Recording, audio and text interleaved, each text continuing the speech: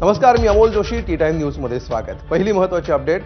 भोंदू अशोक खरातचा आणखी एक कारनामा समोर आलाय. खरातनं अनेकांचे आधार कार्ड आणि पॅन कार्ड घेऊन कारनामे केलेत. काही पतसंस्थांमध्ये खरात अनेक खात्यांचा नॉमिनी असल्याचाही संशय आहे. कोट्यवधी रुपयांचे व्यवहार खरातनं स्वतः केल्याचा एसआयटीला संशय आहे. ही सगळी खाती अशोक खरात स्वतःच हाताळत असल्याचंही कळतंय.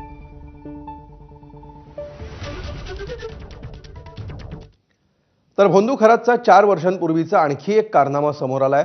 2022 मध्ये विकास दिवटेला आत्महत्या करायला प्रवृत्त केल्याप्रकरणी गुन्हा दाखल झाला होता. संबंधित या तक्रारीवरून साई संस्थांमध्ये नोकरीला तो होता. खरातनं या तरुणाला नोकरीतून काढून चाकू आणि जिवे मारण्याची धमकी दिलेली होती. खरातच्या मानसिक त्रासाला कंटाळून विकास दिवटेंनी गळफास घेऊन आत्महत्या केली होती. पत्नीसोबतच्या वादातून सासरच्या मंडळींसह खरातनंही त्रास दिल्याचा आरोप या तक्रारीमध्ये करण्यात आला होता. मात्र दोषारोप पत्रातून अशोक खरातचं नाव वगळण्यात आल्याचं समोर आलंय. त्यामुळे दिवटे आत्महत्या प्रकरणाचा पुन्हा सखोल तपास होण्याची गरज आहे.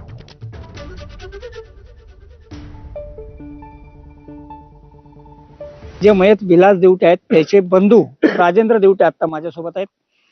काय घडलं होतं 2022 मध्ये? 2022 मध्ये माझा भाऊ विकास रामदास दिवटे हा कायमस्वरूपी साईबाबा संस्थांमध्ये कर्मचारी होता आणि तो कर्मचारी असताना साईबाबा संस्थांची हाऊसिंग सोसायटी निमगाव कोराळे येथे तो वास्तव्यास होता त्याच्या कुटुंबासोबत. तर यांच्या नवरा बायकोच्या भांडणामध्ये, घरगुती वादामध्ये वहिनी माहेरी गेली. माहेरच्या लोकांनी त्याला काही वेळेस बोलवलं का या आपण बसून मिटू. तिकडे गेल्यानंतर भाऊ तिकडे गेल्यानंतर त्याला मारहाण करायचे. त्याला असं 2-3 वेळेस झाल्यानंतर त्यांनी तिकडे जायचं बंद केलं. राहण्याचं तिकडे बंद केल्यानंतर मग यांनी दुसरं ऑप्शन म्हणून हा जो कोण कॅप्टन खरात भोंदू बाबा का त्याचं काय अजून काय कनेक्शन आहेत हे आपल्याला काय माहित नाही, पण त्यांनी त्याला मध्यस्थी घालून त्याच्याकडून फोनद्वारे त्याचं समक्ष तर काय आला नाही वाटतं, पण त्यांनी फोनद्वारे याला धमकावण्याचा प्रयत्न केला तर तुला साईबाबा संस्थांमध्ये नोकरी करून देणार नाही. मी कुठले अधिकारी म्हणताय 1 क्लास का क्लास 1 अधिकारी म्हणून मी माझी सगळ्यांसंग पोच आहे. तुला नोकरी करून देणार नाही, तुला जगू देणार नाही, अशा धमक्या त्याला देण्यात आल्या. त्याच्यानंतर हे तर त्याचं कौटुंबिक आणि हे खरातच्या धमक्या तर होत्याच होत्या.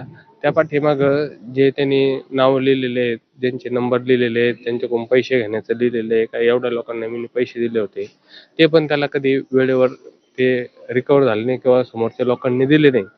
या सगळ्यांच्या कंटाळून त्यांनी ती आत्महत्येचं पाऊल उचललं.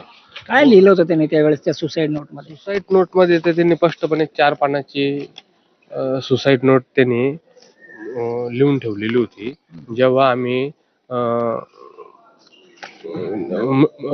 हे केलं त्यावेळेस त्यांनी प्रत्यक्ष लिहून ठेवलेलं आहे का अशा रोजी मी फाशी घेऊन मरत आहे. मला मारण्यास कारणीभूत नाशिक कॅप्टन खरात जबाबदार आहे व माझी सासूरवाडी जबाबदार आहे. मला खरात महाराजने फोनवर धमकी दिली आहे व माझ्या मोबाईलमध्ये सर्व कॉल रेकॉर्डिंग्स आहेत. त्याच्यात कॉल रेकॉर्डिंग त्याचं ते पासवर्ड वगैरे काय मोबाईलचे होते ते सुद्धा त्यांनी नमूद करून ठेवलेले होते. मोबाईल हे पोलिसांनी जप्त केला, चिठ्ठी जप्त केली, सगळे काही परिस्थितीत नमूद केलेले असताना याच्यात पूर्ण चौकशी झाली नाही.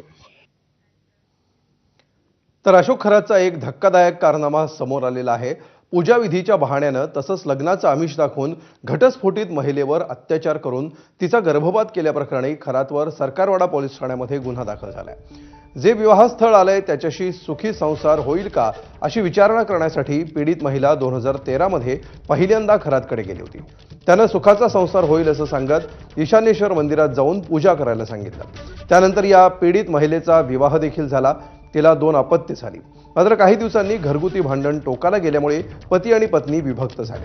त्यानंतर पुन्हा पीडित महिला आई वडिलांसोबत खरातकडे भविष्याबाबत मार्गदर्शन ऐकण्यासाठी गेली. तेव्हापासून नराधमानं महिलेवर वाईट नजर टाकायला सुरुवात केली. तांब्याच्या भांड्यातील पाणी वाजवून तिच्यावर अत्याचार केले. तुझा घटस्फोट लिखित होता, तू गेल्या जन्माची अप्सरा आहेस, मी अवतारी पुरुष आहे, माझे 2 विवाह होणार आहेत, दुसरा विवाह तुझ्याशी होणार असं सांगून पीडितेवर अत्याचार केले. महिला गरोदर राहिल्यामुळे त्यानं गर्भपाताच्या गोळ्या खाऊ घालून महिलेचा गर्भपातही केला. त्यानंतर या पीडित महिलेनं खरात विरोधात पोलीस ठाणे गाठलं. त्यामुळे भोंदू अशोक खरातनं गोळ्या कुठून आणल्या, कोणता डॉक्टर आणि मेडिकल दुकानदार त्याचा नियमित संपर्कात होता, विशिष्ट डॉक्टरकडून गर्भपाताचं औषध तो कसा मिळवायचा आणि महिलांना कोणत्या डॉक्टरकडे पाठवायचा याचा तपास केला जाणार आहे. त्यामुळे आता खरातच्या संपर्कातील डॉक्टर देखील रडारवर येणार आहे.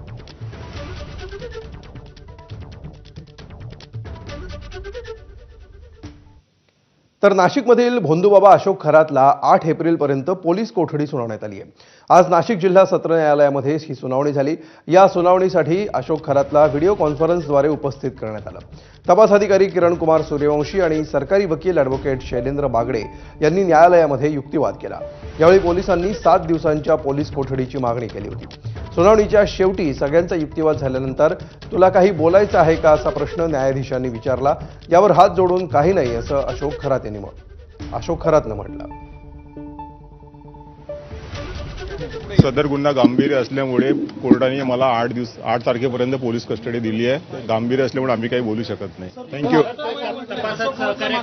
आम्ही त्याच्याबद्दल काही बोलू शकत नाही. संवेदनशील असल्यामुळे आम्ही काही बोलू शकणार नाही.